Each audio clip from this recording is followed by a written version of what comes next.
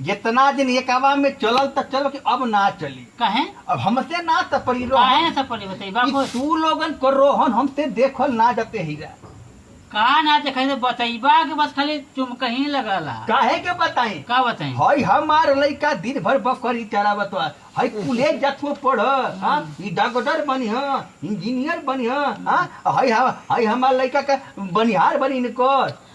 तो ओहो के पढ़ौले पढ़त तब ना जाए दिन भर गोली खेली और के सने जाए के ओहो के दोस्त देवा हमार लइका वा देखा जला पढ़ एको को भेजहू के होला ओहो के तू भेजा कोई मने करता कि मत तू मत पढ़। हई बकरी बेचा पहले बकरी ना रहे घर में तो बकरी तू ही रखले बा तू ही बेचा हम टाइफाइड रखले बकरी ऐसे रखले कि टाइफाइड बुखार दूधवा काम आ जाला।